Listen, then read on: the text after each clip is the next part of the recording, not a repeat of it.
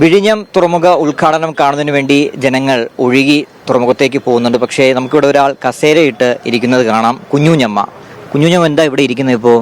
വയ്യാത്തോണ്ട് ക്ഷീണം കൊണ്ട് നടക്കാൻ വയ്യ. അവിടെ വരെ തുറമുഖ ഉദ്ഘാടനം കാണാൻ വന്നതല്ലേ? കാണാൻ വന്നതാ, പറ്റുന്നില്ലല്ലോ. ആ ഉത്സാഹത്തോടാണ് വന്നത്. ആരോടെയാ വന്നേ?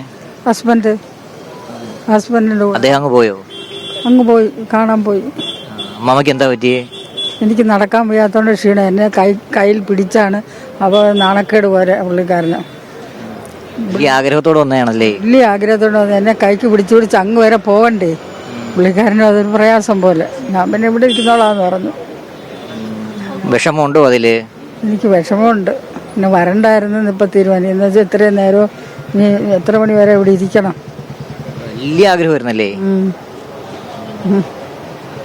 ഇത് നമുക്ക് സുരക്ഷയുടെ ഭാഗമായിട്ട് വാഹനങ്ങളൊന്നും അങ്ങോട്ട് കടത്തിവിടത്തില്ല. അതുകൊണ്ടാണ് ബൈക്ക് പോയിരുന്നെങ്കിൽ ഇങ്ങനെ ബൈക്ക് അങ്ങോട്ട് വിടൂല എന്നൊന്നും ഞാൻ അറിഞ്ഞില്ല.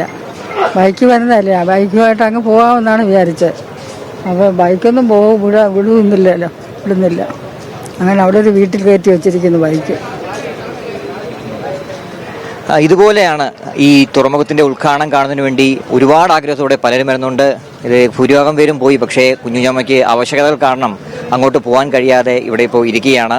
ഈ സെക്യൂരിറ്റി ചെക്കിന്റെയൊക്കെ ഭാഗമായിട്ട് വാഹനങ്ങളൊന്നും കടത്തിവിടുന്നില്ല. എന്തായാലും തൽക്കാലം ഇവിടെ ഇരിക്കാൻ തന്നെയാണ് കുഞ്ഞുഞ്ഞമ്മ തീരുമാനിച്ചിട്ടുള്ളത്.